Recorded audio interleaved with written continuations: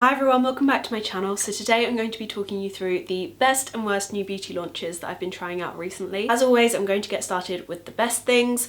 Also, before we move on, my voice sounds really weird right now because I'm a little bit ill and I just sound very strange. So the first thing that I was probably most excited to try this month was a new cushion foundation. I really love cushion foundations. They're one of the things that I thought that I would never ever really get on with, but actually they're one of my favourite kinds of foundations, and Dior have just released their new one. So this is the Dior Forever Cushion Foundation, and it's basically their Forever foundation, which I love in a cushion form. So this one, like the Forever foundation, is a little bit more matte and very long wearing. I've tested this on a day out in London. I was really impressed with how it wore. It's obviously a little bit lighter, so I do find it does break down a little bit quicker than a liquid foundation, but for the fact that it's a cushion foundation, it lasted really well. It lasted a good 8 hours and I was so impressed with that. I didn't feel like I needed to touch up at all. As always with these, you can apply it with the sponge that it comes in, which is the traditional way of applying a cushion foundation. I personally like a very dense round topped brush. I have my Eco Tools Perfecting brush, which I use every day with this, but there's also like the Bobbi Brown foundation brush and the Morphe M439, I want to say, and they'd also be great brushes to use with cushion foundations, and the brush head is the perfect size for these. So those are the two options if you were wondering how to apply this. I also have a couple of other new bits from Dior which I'm loving. There basically is so much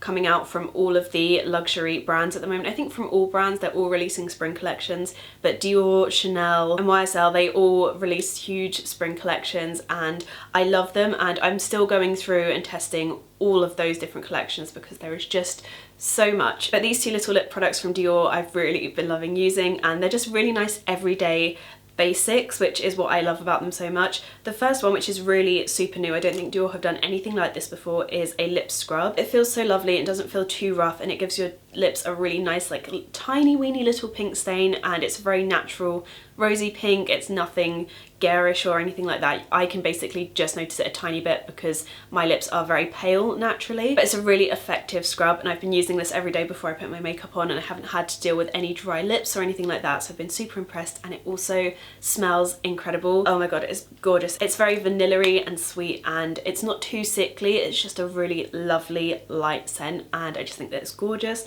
And then I have the lip glow as well, which I feel like is new. I could be wrong, they might have just sent this along with the lip scrub, but I thought I'd talk about this anyway because this is a new discovery for me and I love this. This is absolutely gorgeous. This is a lip balm from them and it is just beautiful and has another hint of a rosy pink colour as well, which is beautiful. So like I said, a lot of the luxury brands have newness out at the moment, and Chanel have quite a few new bits. They have some new foundation launches, both of which are in this video, but this is my favourite one, which is why it is obviously in the best category, and I really like this foundation. It's their Ultra Wear Flawless Foundation, and it's so perfect for if you are looking for a slightly heavier coverage that's a tiny bit more matte but not too matte. This isn't really, I wouldn't call this a matte foundation because it still looks very luminous on me.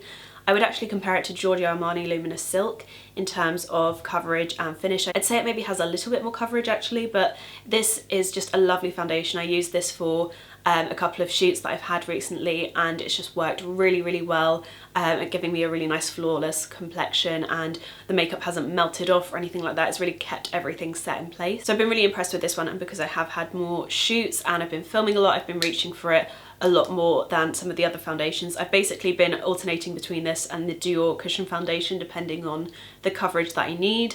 So yeah, I'm really liking both of those foundation launches at the moment, and I'll keep you posted as to whether they make it into like a top spot, because I obviously have new favourites, but then I have like old like holy grail favourites. And then we have a blush I've been loving that is from the YSL spring collection, and I love this. It has the cutest packaging on the outside. It says I have a blush on you, which I love, and this is their Healthy Glow powder blush, and it comes in the most incredible colour. I love this. It looks so much more muted on camera right now, but it's basically a very bright peach. It's just absolutely gorgeous. It's almost like looks slightly neon in the pan, but it doesn't come out that way at all. It looks like a very light pink on camera right now, but it's a little bit darker. It looks a little bit more orangey reddy, but it's just absolutely stunning, and I've really been enjoying using this when I want just like a little pop of colour on my cheeks. You have to be very light-handed because you could very easily go over the top with this, but I think in terms of using a little and it going a long way, this would last you a really long time. Next we have a lipstick palette that I was trying out before Christmas and just didn't get the chance to put in a video because I haven't done one of these videos in ages, and it's the Urban Decay Vice lipstick palette, and it comes in the coolest packaging. It's like chrome kind of effect on the outside, and then you open it up and it has lipstick as my vice and then a little like cover, and I originally thought that was just going to be a flimsy plastic thing looking at photos, but it's actually like really solid and I just think it's really cool. It does come with some very interesting shades in each palette, but this one has all of the nude ones in it, which I am all about, but it also has like some pink glitter, and for me, because it's very pinky and it has pink glitter in it, I wouldn't say it's like a must-have for me, but the nude shades in it are really nice, and I do feel like for a makeup lover or someone who is really into lipstick and wearing lots of different shades of lipstick and likes playing about with it, I really think this would be perfect for them. And I just really like the formula of the lipsticks that come in this palette because they're not super matte, they are just like creamy, light, feel really nice on the lips, and that is what I'm all about at the moment. I'm really over like super drying things, so I really like the fact that this palette just felt really nice and comfortable to wear. Now we're moving on to the Bare Minerals liquid lipsticks, which I've been trying for a really long time, and they're finally out in the UK, and I think I have mentioned these in a previous best and worst video. But I thought I'd just mention them again because they are now out in the UK and it's been like a year. The colour range of these are lovely. They're all nude shades, which I think is why I gravitate towards this range so much, is because they're all nudes and I know I'm going to love them all. And I just like everything about them. I like the packaging. It feels really luxe, and they smell amazing. Like they just smell incredible, and it's not that kind of smell where I can't get this one open. It's not that kind of smell where you can smell it a lot when it's on your lips, and they smell like Ben & Jerry's cookie dough ice cream as well, which is just incredible. So I think these are a really nice new liquid lipstick launch. They're not in like the best category, partly because I feel like I've already mentioned them before, but also because recently my liquid lipstick preferences have changed a lot, so they're not something that I am really gravitating towards right now. They're a little bit more high-end, but I think the quality of the product is really good for the price. And then we have another new foundation launch from Chanel, and this is a powder foundation. So it's basically their ultra flawless foundation but in compact form, and I like this a lot. I don't really reach for powder foundations often. I will normally just use them over the top of my makeup if I'm filming, like today, and I've used this on my face today, and it's what's keeping everything all nice and set, and it's very good for that. And I think if you are on the hunt for a powder foundation, it will just be amazing. It's nice and kind of matte, but it's not too matte and cakey, and it doesn't leave that kind of powdery look on your skin. It just blends in really nicely, and I think it's a really lovely one. Obviously it's just not for me, which is why it's not in the best section. If I liked powder foundations, I think this would be like in the best section and I would be reaching for it all the time. But if you are into powder foundations, you're gonna love this. And yeah, it's just a really nice size compact as well. I feel like for like having in your bag when you're out and about for touch-ups, it's so good because the compact is the nice size, you get a nice amount of product in there, and the mirror is really big as well. Now we're moving on to the things that I didn't like so much, and my usual disclaimer, these aren't terrible products. I think that everyone has different preferences, and these are the things that I just personally haven't got on with. But if you have slightly different preferences to me, then there is a chance that you could love these items. So always take what I'm saying with a pinch of salt. They're not necessarily terrible, but if you are kind of similar to me in certain preferences, then maybe you could save yourself a little bit of money. And the first thing I'm going to get started with is a liquid lipstick, because I just want to get these out the way. I feel like I talk about liquid lipsticks so often at the moment and I'm getting really bored of it. But this is the Burberry liquid lipstick. I think it's their Lip Velvet. And this is number 1 light nude, and I have a couple of these. I think I got sent them before Christmas, but I picked this one up the other day because the colour I got sent was a very mauvey pink colour, and that's so not me, and I was like, well, maybe I'll just really get on with it if I find my perfect shade.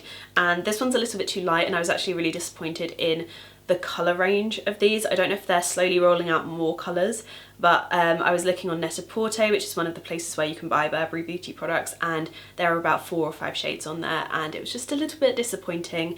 And in terms of the formula, these are quite thick and heavy, and it's not necessarily in a really liquidy thick way. They feel quite dry. It's a very strange formula. It's almost creamy. I don't know if you can see this. I will do a close-up, but it almost feels like it's a cream to powder liquid lipstick. The formula of this is really interesting, but because of that, I just find it to be quite drying, and it's just not the ideal formula for my lips because my lips are obviously very dry, and then my personal preference at the moment is for a more creamy liquid lipstick. So it's just not for me all round, but I think if you like a really matte liquid lipstick, I think you would love these because they do dry down to a matte finish and they have a very matte feel to them as well. They're not like a matte finish that feels creamy or anything like that. So if you're really into that, then you will love these. Like there are some people that are going to absolutely love these, and yeah, it just wasn't for me. Now we have a couple of bits from MAC, and the first is one of their fragrances. They've recently brought out a lot of fragrances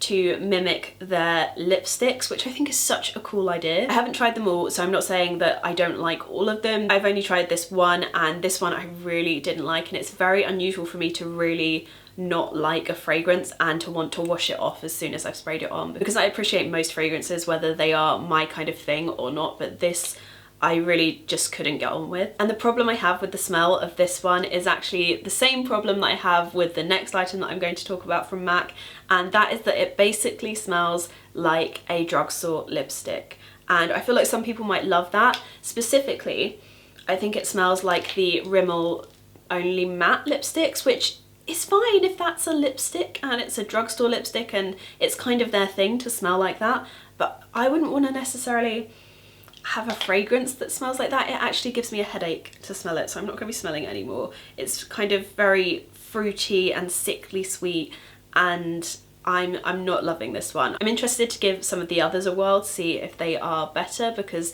it could just be this one. This is the Ruby Woo fragrance and it's just not working for me, and it's the same reason that I can't use their lip scrub that they've just released. This is the Lip Scrubtious lip scrub, and it's a little bit like a jellier version of the Fresh Sugar Scrub lip balm, and it feels quite nice and scrubby. I have to say I love the Dior one so much more than this, because I'm so over Sugar Scrub since discovering that, because it's so much more gentle and doesn't feel too harsh.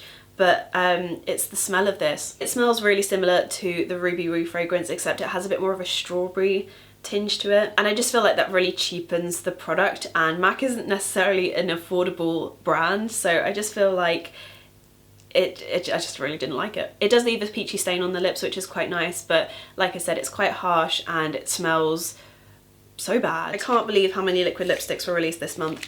In the spirit of liquid lipsticks, people, please leave me some lipstick emojis in the comments below, because this is insane. I hope you guys have enjoyed this best and worst new launches video. I will leave previous videos up here and then a subscribe button here as well. I would love if you could join me for more videos, and I will see you again on Sunday in my next video. Bye.